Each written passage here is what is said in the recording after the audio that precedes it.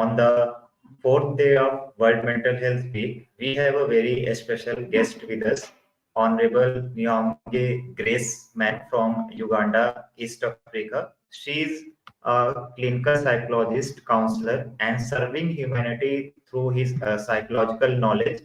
Today, she is going to enlighten us on a very interesting topic, that is mental health myths demystified. So, not taking too much time, now I would like to request our honorable speaker to kindly proceed today's session. Ma'am. Okay, thank you, Samiak. Very good morning. It's a good morning today. I feel so happy to be here. Thank you so much for inviting me. And thank you also to the Karuna organization for organizing this international conference, especially in commemoration of the World Mental Health Day, to talk about issues pertaining to mental health. Like Samiak did introduce me, I am Nyamahunge Grace Kyokuhaire. I am a clinical psychologist by training, but also the team leader at the Benevolent Mental Care Center. Now, this is a center that shows people how to tap into their inner power and use it to live the best quality of their lives and relationships. So at the center, we do offer mental health services like mental illness treatment, including psychotherapy. We do couple and group counseling. We do life skills training and many other services pertaining to your mental wellness. I'm also an author. I've authored the incredible book, Just the Way You Are, Girl. This is a book, in the book I highlight the common mistakes that sabotage women in dating and romantic relationships. And in the book, I give coaching tips on how women can avoid these mistakes or how they can be able to undo the damage in case they have already made these mistakes. So I do relationship coaching as well, and I show women how to succeed at dating and romantic relationships. But today I'm here to talk about mental health and specifically a topic that I'm very passionate about, which is to do with demystifying or challenging or debunking many of the myths and the misconceptions that we have about mental illnesses and mental disorders. Now, we know, according to the World Health Organization, health is not simply the absence of disease, or absence of infirmities. Yeah, health actually encompasses our physical, our mental, and social well-being. And when it comes to mental illness, what we do know for sure is that the prevalence for mental illnesses is higher, according to the World Health Organization. It's actually higher than other diseases like cancer, diabetes, or even heart disease. The number of people currently, having some type of mental disorder is at 450 million people worldwide, higher than even the prevalence for HIV and AIDS, because as of 2022, the prevalence for HIV worldwide is actually at 39 million people living with HIV. Now, compare that to 450 million. So mental illness, mental health is actually a very, very big concern. And we need, and I'm so glad that, we are, bringing it up and raising all this awareness about it. Now, in as far as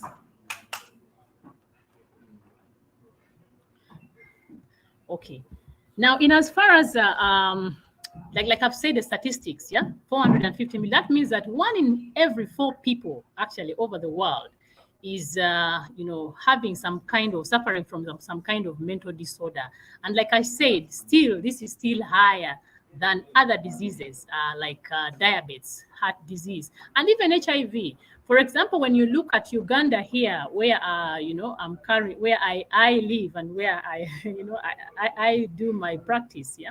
According to the Uganda Counseling Association and the Ministry of Health in Uganda, the number of people having mental illness in Uganda is at 14 million. Now, when you compare that with the HIV prevalence, which is just 1.5 million people living with HIV. So mental illness is actually a very, very, big issue, which, we need to be paying attention to. And then some of the other, disturbing statistics that we know about mental illness is that 90 out of the 90 suicides that are committed every hour worldwide, this is worldwide, and this means that every day there are almost 2,200 people committing suicide. But 90% of all these, are related to some mental disorders. So mental illnesses and disorders are actually contributing to more suicides worldwide. Yeah. Then when we look at mental illness in terms of spend, yeah, by the year 2030, according to the World Health Organization, the spend, in terms of annual costs on mental indirect or direct expenses on mental illnesses is going to rise to 6 trillion US dollars, yeah, from 2.5. So mental illness, it is a condition, that is constantly rising, and we actually need to really be paying attention to it. And even when you look at, in terms of mental illness, we are saying it accounts for 20% of the global burden of disease. When you look at this, the amount of expenditure going to it, when you look at even the amount of the statistics, in terms of the prevalence, we are now, according to the WHO, mental illness and mental disorders are now counting for 20% of the global disease burden. And what we also know is that out of the 450 million people that are currently having a mental disorder or illness worldwide, 50% of these are teenagers. So teens actually count for 50%, yeah, of those having mental disorders or illnesses worldwide.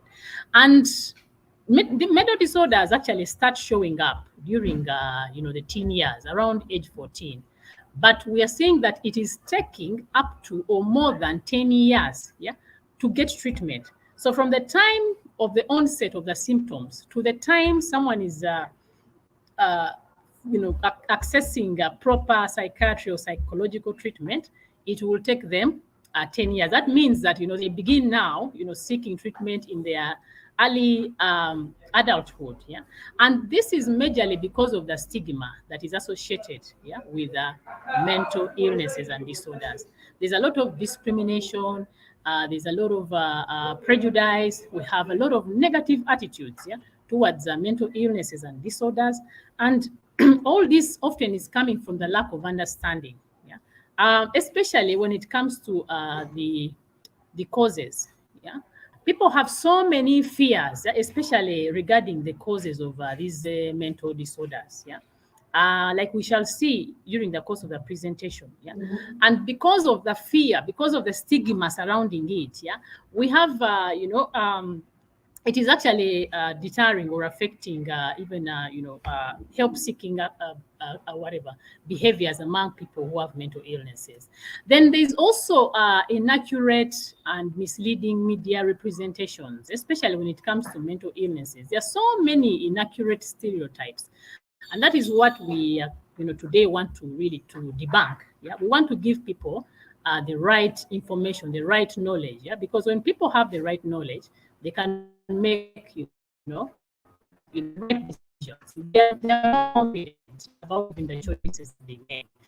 So those stereotypes, people that are having illnesses are referred to sometimes as being bad, they're dangerous, they're considered to be, they're looked at as incompetent, especially in workplaces. or even in schools. Yeah. Now, when people are presenting these symptoms, they are looked at more as social outcasts. Yeah.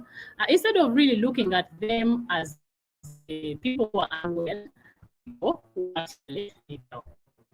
So today we are going to talk about the various myths or misconceptions, which we are terming as widely held but false beliefs or ideas. Yeah, these are beliefs. These are perceptions. Yeah, or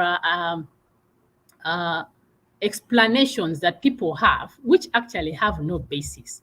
And this is what is strongly contributing to the stigma against people who have mental illnesses. Yeah. So we are saying that one way to decrease this stigma is to actually challenge these myths. And we're going to do that by using scientific knowledge. Yeah. Scientific knowledge and research, that has been done in the past to actually bust this myth. What we are going to do today, we're calling it myth busting, and we hope that it will help to reduce the stigma, provide people with insights, get people to have more understanding, and for them to start appreciating mental illnesses and disorders from a more knowledgeable perspective. So like I said, we hope that when we shed light, we will be able to, by providing this accurate information and statistics, we shall be able to, give people more insight, create understanding, and we hope that it will encourage, compassion and empathy, especially as far as, supporting, creating support for people with mental illnesses in their families, in schools, in their workplaces, and in the community as a whole. So let's get into the myths. And we're going to start with the first myth that we are going to look at is one that the misconception that mental illnesses are caused by witchcraft, spells, or possessions, by demons. Yeah. So there's a lot of, especially here in Africa and in Uganda, here where I come from. Yeah. There are all these kind of explanations. When people start presenting symptoms of mental illness, they are said to be either they have been bewitched, or they themselves are a witch, and maybe the powers of witchcraft have turned against them, or they did something wrong, maybe to their parents or to the elders, and they were cursed, or maybe they are being possessed by some evil spirit, or some demons. Yeah. There are also other misconceptions which claim that mental illnesses are a result of punishment, by maybe someone has done something wrong to God. Yeah. And so God is punishing them by sending or causing them to present symptoms of mental illness. Yeah. And we are saying that this is totally false. This is very, very wrong, very baseless. And what we want you to know today is that the truth about mental illness is that first principle is that as human beings, we are a combination of both the body, which body is made up of muscles, it is made up of the flesh, it is made up of the various organs. But we also have a spirit, which we call the soul, or which we call the mind. Now, this body is actually susceptible to illness. It can malfunction.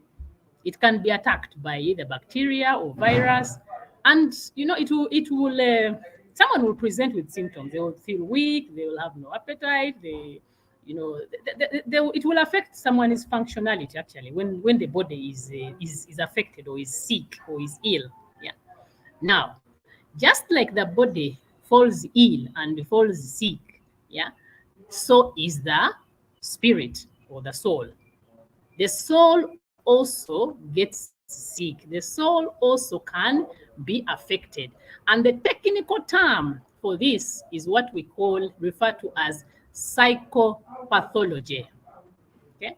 Now, psychopathology is a Greek word which broken down, psyche refers to the soul or the spirit, while the word pathos in Greek means suffering.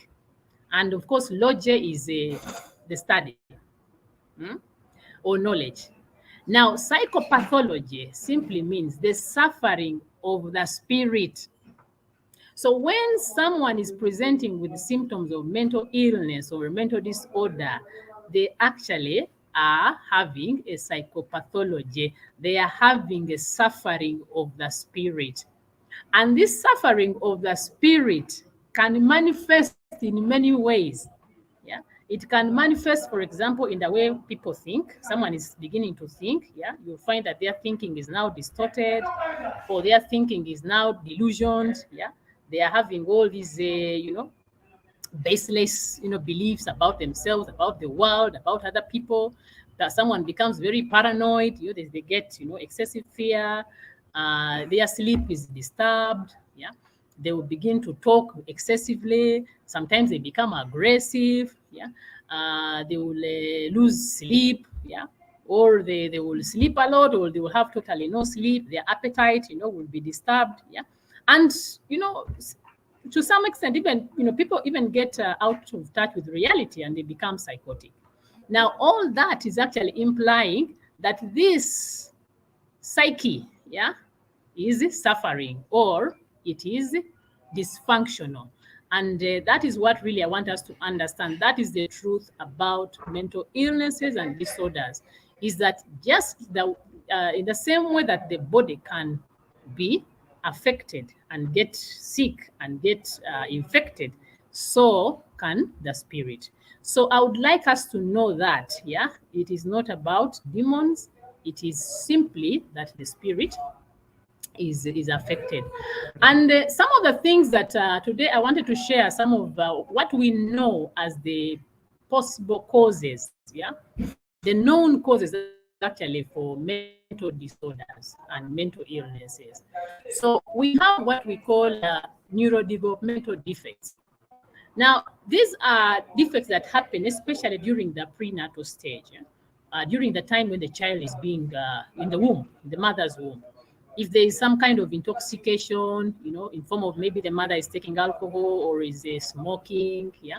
If there are any kind of toxic substances that the mother inhales, or the mother is so stressed out during pregnancy, or the mother falls so sick, yeah, during that, this will cause, yeah, certain mental illnesses, like for example bipolar, schizophrenia, epilepsy. They can actually be passed on through the genes.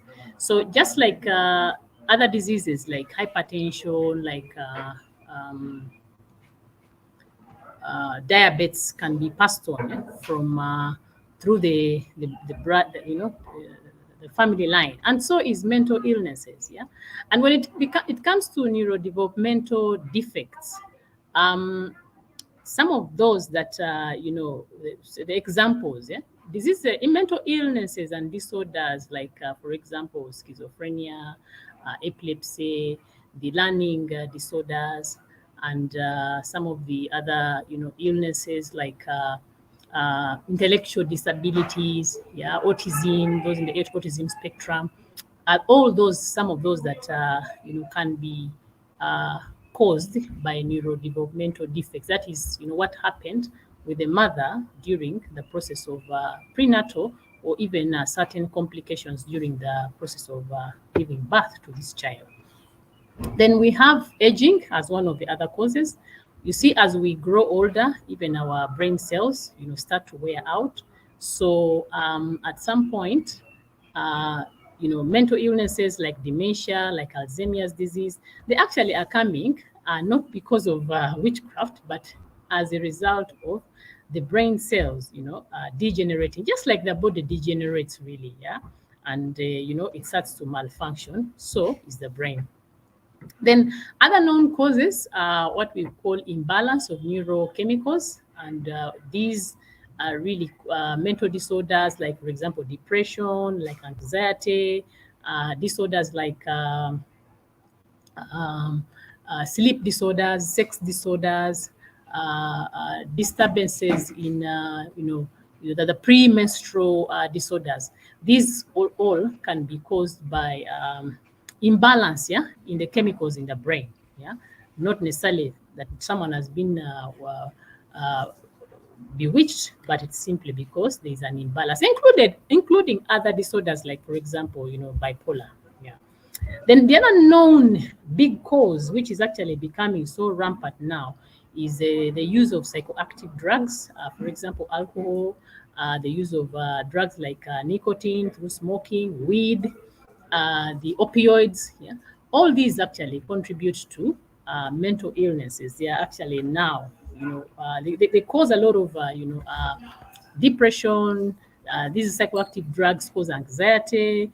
They will cause even psychosis, by the way. People, losing touch with the reality and, starting to undress and become so aggressive. It is because they are using these drugs. Actually, we refer to addiction as a disease of the mind. Then we have some sicknesses which can also, cause mental illnesses. Sicknesses like meningitis, like cerebral malaria, sicknesses like STDs, like syphilis. They can also actually cause mental illnesses. Some of those other neurodevelopmental defects actually as a result of, diseases, or sicknesses, either by the mother or even the person or the child himself. Then the other very common cause also is what we call brain trauma. Brain trauma is usually caused by accidents. If someone is involved in an accident where they injure the brain, it can actually cause, mental dysfunctions like memory loss, like, sleep, memory loss, and even speech disorders. They can all be caused by brain trauma or injuries. Then we have what we call adverse childhood experiences, where if a child has undergone any kind of abuse, either emotional, physical, or sexual abuse, they will actually present with it's a predisposing factor for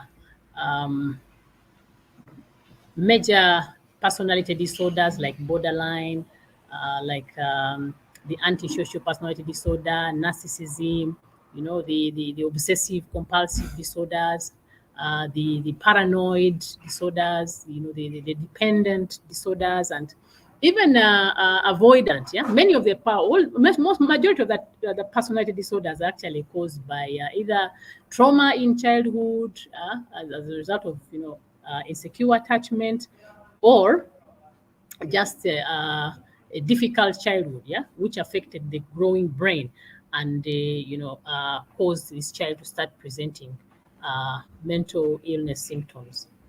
Then we also have among us, social stressors. Now these involve things like, you've lost a job, a relationship has ended, and so it causes you distress. We have, grief, grief induced depression, or even trauma, losing a loved one. All these factors, poverty is one of those. They can actually cause us mental illnesses, like depression, like anxiety. All these are caused by even these paranoid disturbances. Fear. It can be caused by simply stressors, social stressors that we encounter in our day-to-day lives. Then the other cause is what we are calling irrational beliefs. People sometimes have false beliefs about them, the way themselves or the way they see themselves. So they will think about themselves, maybe they have a low self-esteem, they have all these paranoias or fears, about themselves, about life. And this causes them a lot of anxiety, which is actually a mental disorder. Then, of course, we have as one of the other big causes, the maladaptive coping mechanisms. Many people actually resort to alcohol as a way of coping with stress, and eventually this will now affect the way their brain functions, and that will cause a mental disturbance or mental disorder. So mental illnesses, we are saying, they're as a result really of difficulties with the control of feelings, our thinking, which actually comes out in our behavior being dysfunction. So I want us to know that mental illnesses are not caused by witchcraft, or by you're not being punished, or there's no demon that has possessed you, but they are actually known scientific causes of mental illnesses. Yeah.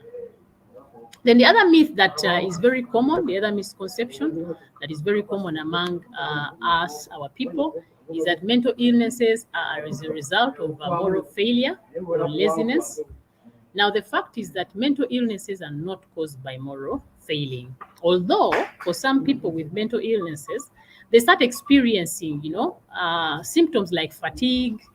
When people are depressed, for example, they become so irritable, their energy levels are low, they will have anger outbursts, yeah, which may, present more like, their disciplinary or moral issues, yeah.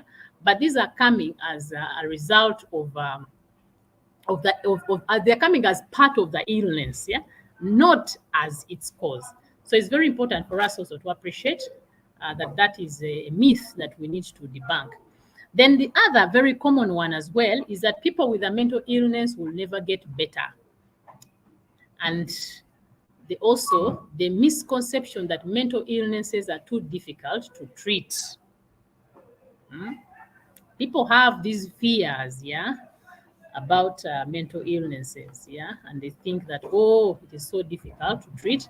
We are saying no. The fact is that most people with a mental illness will actually get well and stay well with the right treatment.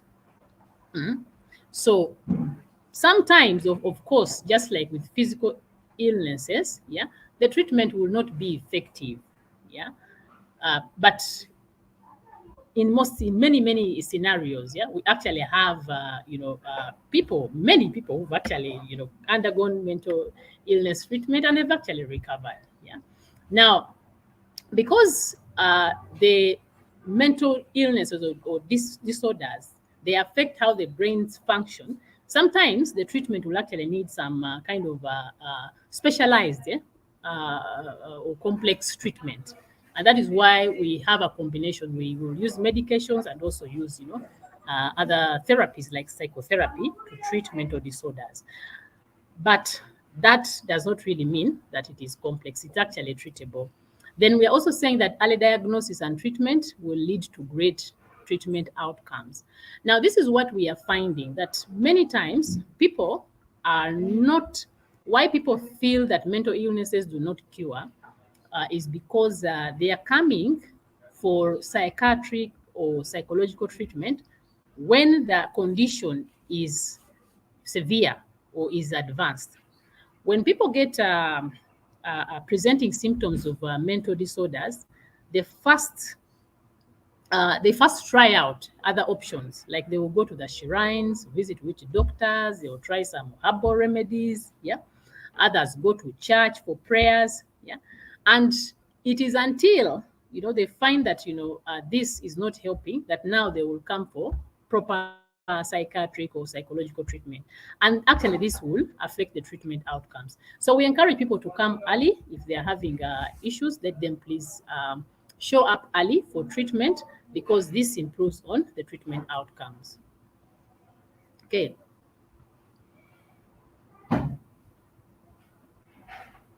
The other myth that is very common among our people is the myth that only certain people experience mental health problems. Yeah. And we are saying, no, that is actually not true, because people think that, like we say, because of the stigma and the misconceptions they have, they think mental illnesses are just for a certain category of people. But I want us to know from today that any one of us can actually experience a mental illness or disorder. Anyone who has a brain, as long as you have a brain, you can actually experience a mental disorder. Because from the known causes that I have shared, yeah, some of these, for example, when you look at brain trauma, yeah, injuries in accidents, Yeah, someone, it could be because they were involved in an accident and which injured the head, and that actually causes them a mental disorder. Yeah, maybe they lose their speech, they lose their sight, they lose their memory. Yeah, which are all related actually to the brain. So any one of us is a potential candidate, yeah, for a mental illness or a mental disorder. It could even be like I talked about substance abuse, yeah. It could even be things like some of the medications that we take can actually trigger, mental illnesses. Yeah. So it's not for a particular category of people. Any one of us is actually susceptible to mental disorder. Then the other very common myth is that mental health problems are rare, but the statistics we just shared showed us that 1 in every 4 people, yeah, will experience a mental health problem in their lifetime. Actually, the World Health Organization is putting the prevalence of mental illness and these behavioral disorders higher than other conditions like diabetes, like heart disease, and even cancer. Yeah, so mental illnesses are actually not rare; they are very, very common, and we are beginning actually to gain more awareness about them. Then another myth is that young people do not experience mental health problems. And I'm saying no. The fact is that 1 in every 10 young people are experiencing mental health problems at any one time. Yeah. And this is even demonstrated in the statistics I shared at the beginning. Yeah. Where we are seeing that out of the 450 million people worldwide living with having a mental illness or disorder, 50% of those actually young people, teens, are one of those that is very highly affected. So yes, young people do also present with mental illnesses and mental disorders. Then people who experience mental health problems do not recover. I think we talked a lot about that. People will actually recover and live a very happy and meaningful life. Uh, it is different now with mental illness compared to what we thought or what we perceived it to be. People used to perceive people who are having mental illness to be people who are, the streets, they are dirty, they are unkept, they are aggressive. Yeah, but today, actually, people with mental illnesses are actually smart people. They are people who are with us. Yeah. So people do actually recover and can live a normal life. There is not so much support available for people experiencing mental health problems. And we are saying no, there is actually support. If you have the courage to actually seek for help, the help is there. We have, right now in Uganda, the Ministry of Health has recruited psychologists, yeah, and counselors at every health center so the support is there.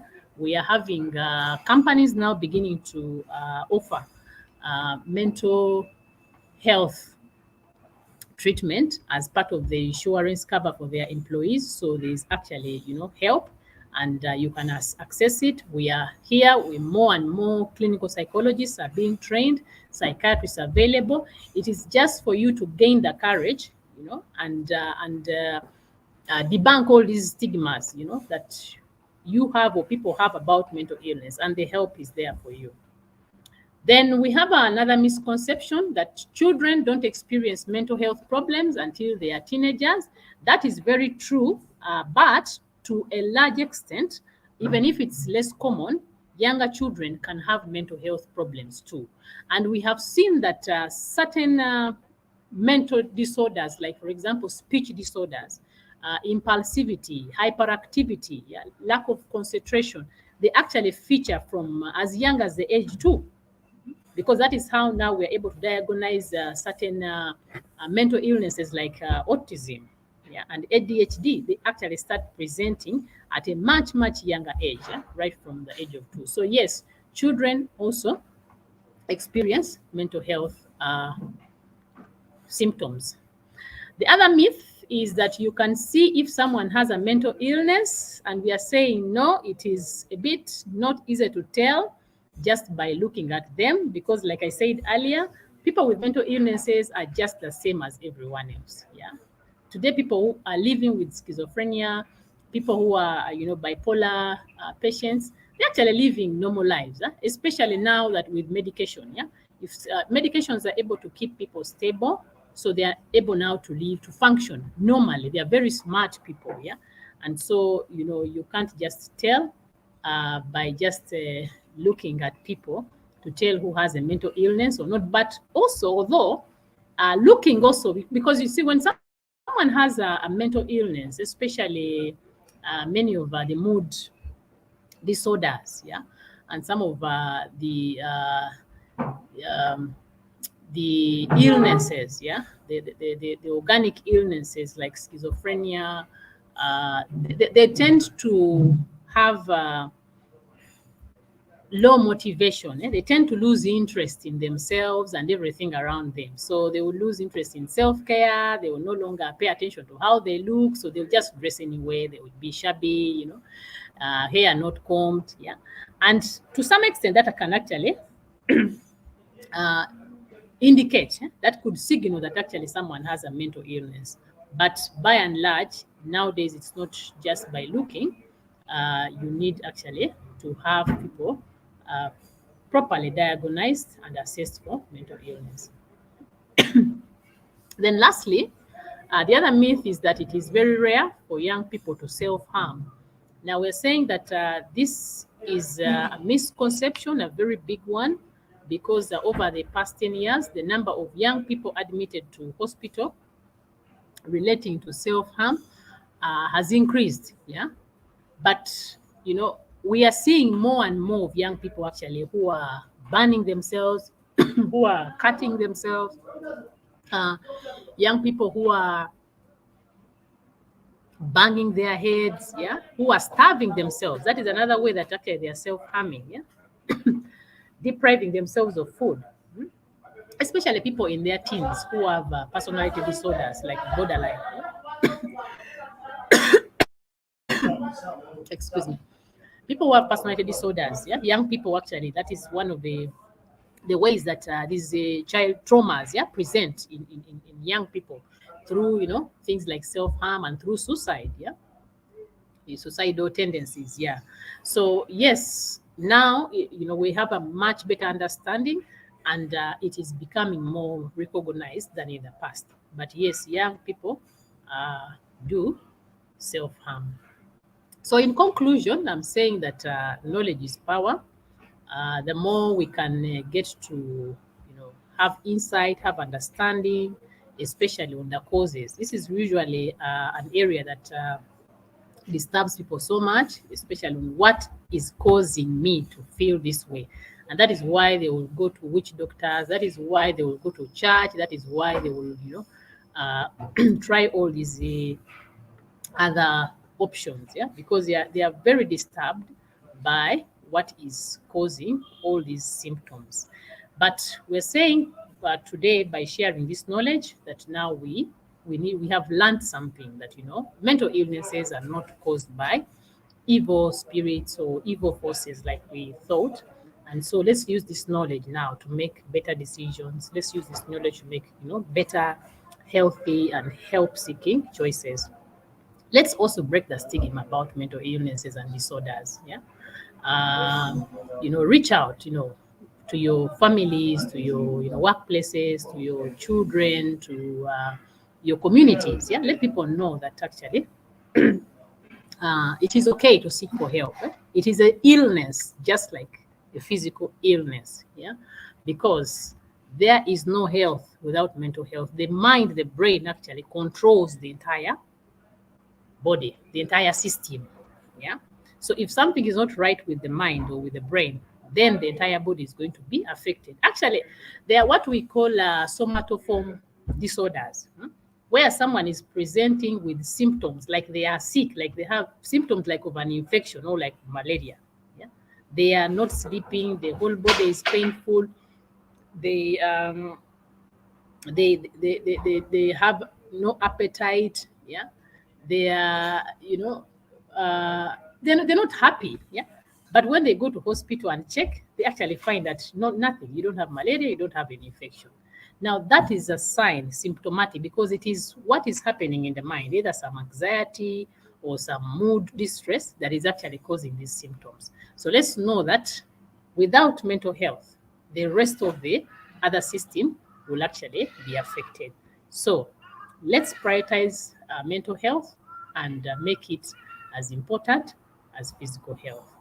Thank you very much for listening to me. Thank you so much for this insightful session.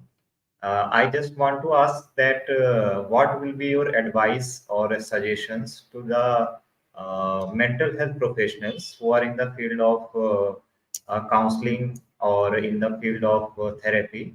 So, what will be your advice to these people? Okay, my advice and appeal to the mental health professionals is to offer as much psychoeducation as possible. Um, Sigmund Freud, the father, who is believed to be the father of psychology, once said that the first healing that a patient will get when they come to for psychological or psychotherapy management is to make the unconscious conscious.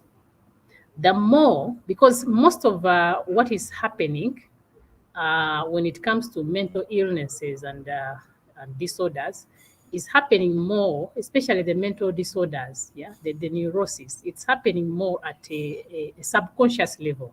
Yeah, people actually don't know. They could have had maybe traumas, the things that they experienced during childhood, which affected the way their brain developed, but it is not in their conscious awareness.